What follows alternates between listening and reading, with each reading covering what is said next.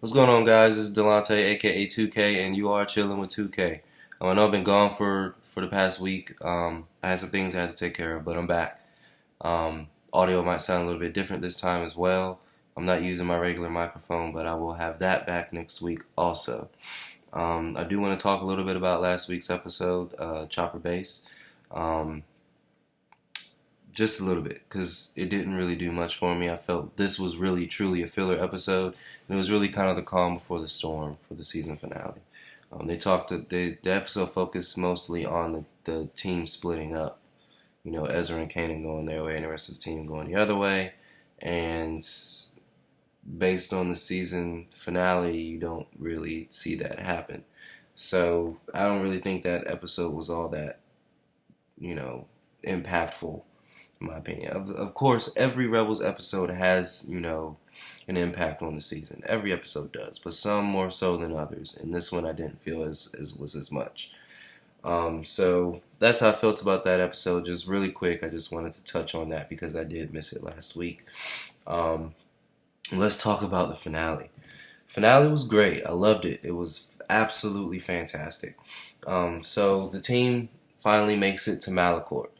And on Malachor there is a Sith temple, which I loved because I want to say this is canon. I'm pretty sure this is canon. I'm about 95% sure this is canon. But the Jedi temple in Coruscant is built on top of a Sith temple. And if you look at the temple in Coruscant and the Sith temple, the Malachor Sith temple, they look similar. Because the Sith temple, wow, say that 3 times fast, has the pyramid shape to it, but then the Jedi built their temple right on top of it on Coruscant, and it's kind of their little columns and whatnot on that. So it's really cool to see that. I got a kick out of that when I saw it. So they make it to Malachor and discover the Sith temple, but they end up getting separated while trying to get to the temple. Kanan and Ahsoka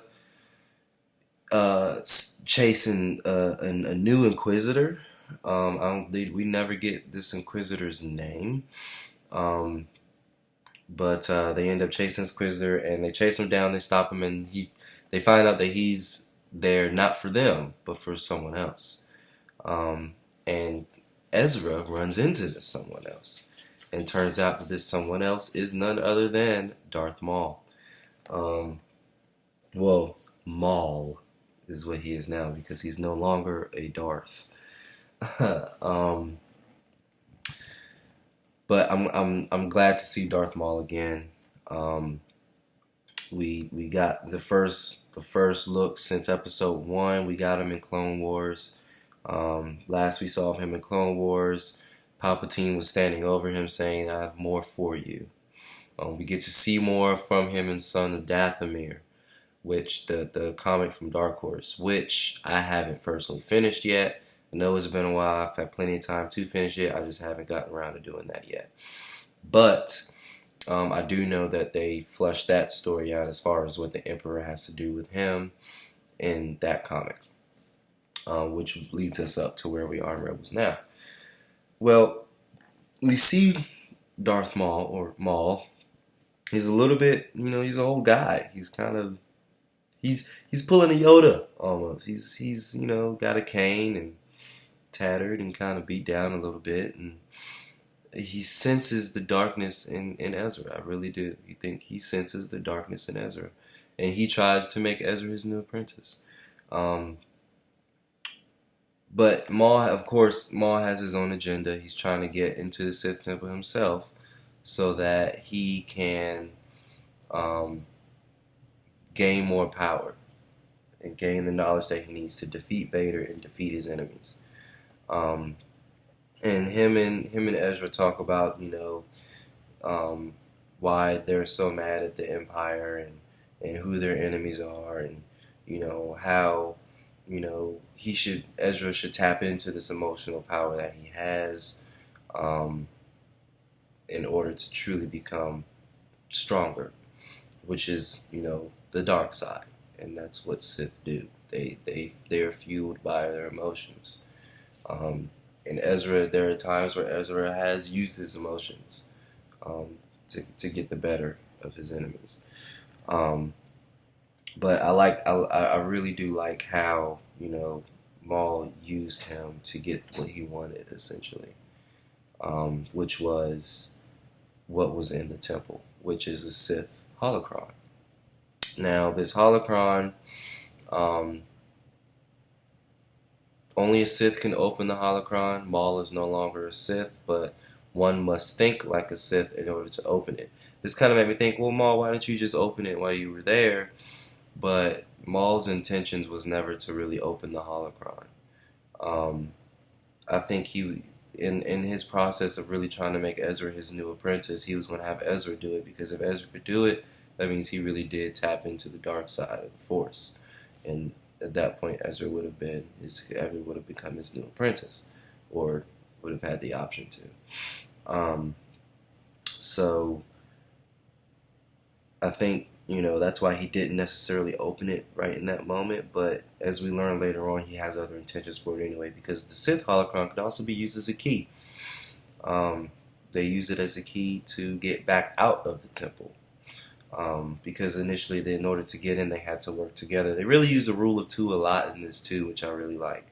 But the two of them had to work together to get the temple open, raising up the walls in the temple, but they use the key to get back out. So once they're out, they run into the team again. Ahsoka immediately recognizes him, and they automatically say, "Get away from him, Ezra." But Maul is like, "Look, I'm not your enemy right now. They're my enemy. The enemy of my enemy is my friend, and I'll prove it to you."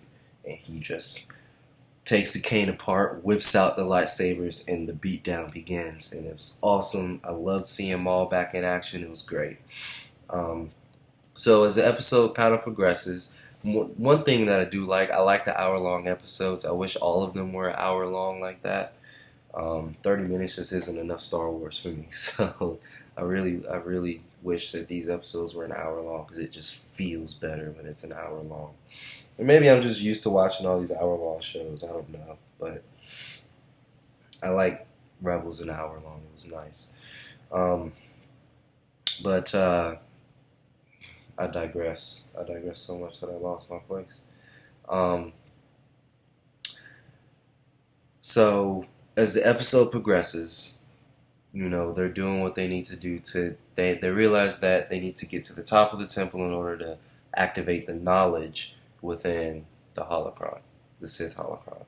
So once again, I say there are a lot of references to the rule of two, because in order for them to use the list, only two, no more, no less.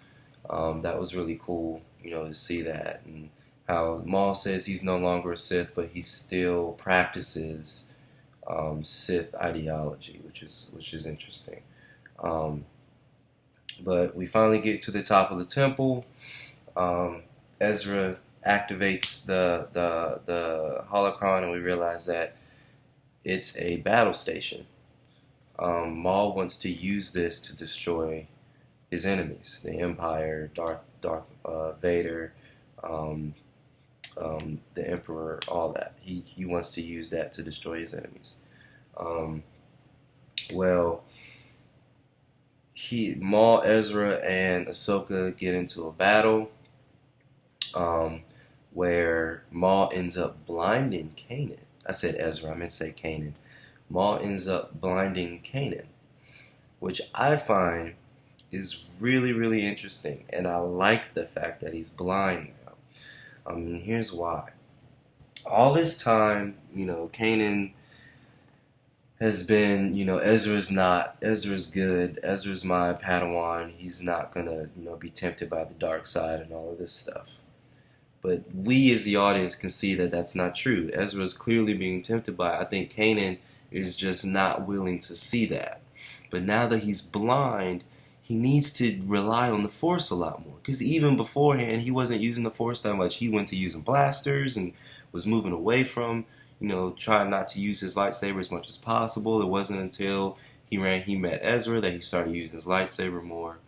And now he's gonna need the Force a lot more. He's gonna have to rely on it a lot more. He's just gonna feel a lot more.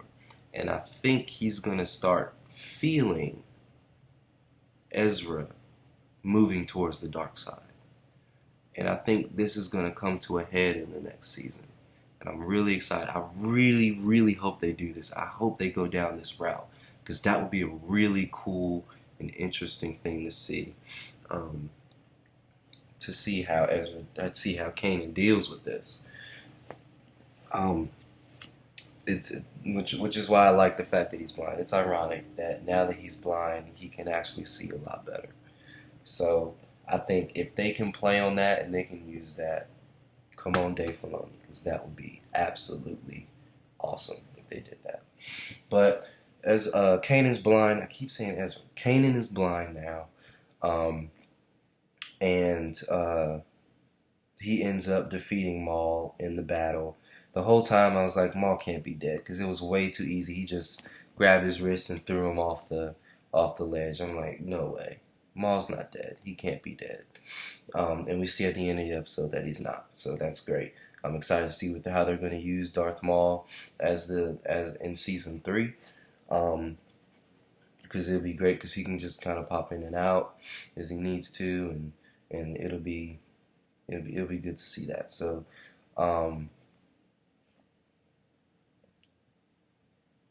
now the moment that we've all been waiting for, Ahsoka and Vader. I actually got a little emotional watching this particular fight. Just having been through it with them. I don't know if you guys saw the little trailer that they put up that just had Anakin and Ahsoka in it, and their road to this point. That was really emotional. I was watching. I was like, wow, that's really something else. That was really well done. But if I find it, I'll try and put it in the description down below. I'll try and put it in that description. But this was a really great fight. It was a really great fight. It started out. She said she started out, "You're not him. I don't think you're him. You can't be him." And I'm like, really, Ahsoka? Come on now. Seriously? Like, you know it to be true. Search your feelings, Ahsoka. You know it to be true. And they get into the fight. They do their thing. And Vader kind of puts her down for a second. In the meantime, Ezra and Kanan are trying to get back to the Phantom and get off the planet. But Vader's stopping them. This was when one of the most BA moments happens, when Ahsoka comes running up behind Vader and just jumps up and slices his mask and jumps. Oh man, it was so good. I saw that. I said, "Ooh," because that was dope. That was cool. That was the coolest part about that fight. And then we see part of the mask is gone. And this is where the emotion comes in, because she sees that it really is Anakin. And it's that moment where she has to accept the fact that this is someone who you didn't think would go down this route, and he did. And your greatest fear has come true. In that moment, when she says, "I'm not going to leave you again," I'm like, oh man, that hit me right there, because at the end of Clone Wars, Anakin was like, "Ahsoka, don't leave, like, please." And she said, "I have to, Master. I have to get out of here." And she did. Anakin went down the path he went down, and she said, "I'm not gonna leave you again." I said, oh man, right there, tugging at the heartstrings, right there. Come on. And then that moment where you truly see the evil in Anakin, which they brought the voice back again, which is great. When the mask got destroyed, they brought the voice back in. He said, "Then you will die." And I'm like, man, that was intense. That was such an intense moment. And just the emotion and everything in it was just perfect. It was absolutely perfect. And I'm glad that it's not over yet. It's not over yet. I thought that Ahsoka was gonna die. I did. But I didn't I couldn't tell, but part of me believes that it was her that was walking into the temple, because you see Vader come out of the temple. You know, his mask is all frayed, and he comes out of the temple. This is after the fight. This is at the end of the fight. Vader comes out of the temple, and Ahsoka. It looks like Ahsoka's going into the temple. At first, I wasn't sure that was her. And then I kind of went back and rewinded that part real quick and watched it again. And it kind of did. It looked like her. So that tells me that she's not dead. And we're not done yet. The story's not over yet with Vader and Ahsoka. So I'm excited to see where they're going to go with that in season 3.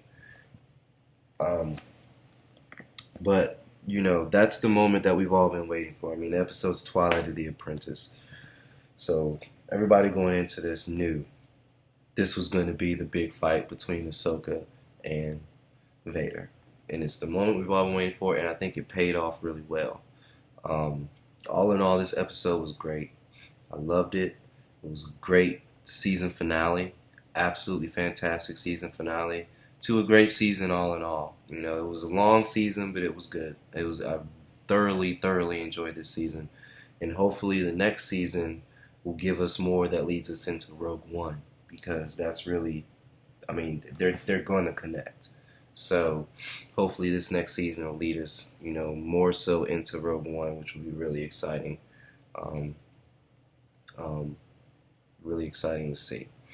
So those are my thoughts on the season finale. Like I said, I really enjoyed it. It was a blast. It was a fun time, and it was great to see Maul again, and it was great to see the fight between Vader and Ahsoka. And I almost forgot. At the very end, we see the holocron open, the Sith holocron open. I think with everything that happened with Ahsoka and Kanan and Maul, you know, Ezra finally he found it in him, and you know, he started thinking like a Sith. You think like a Sith, you can open the holocron.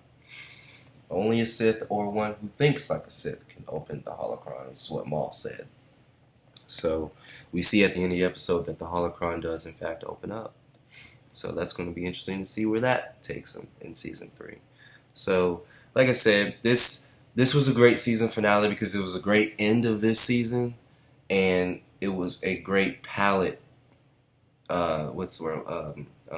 Aperitif for the next season. I'm definitely excited to see where it's gonna go from here. So come on, season 3, come on back to us. I can't wait for it to start up again. Tell me what you think. Tell me what you thought about season 2, your thoughts, and where you think it's gonna go from here. If I missed anything important, let me know in the comments down there. Like I said, this is for us to talk. This is for us to have a conversation. So that's all we got for today. Comment down below, like the video, subscribe to the channel. Find me on Twitter at @D_Tyrell. And you can talk to me right here on YouTube, Chillin' with 2K. That's all we got for today. Until next time.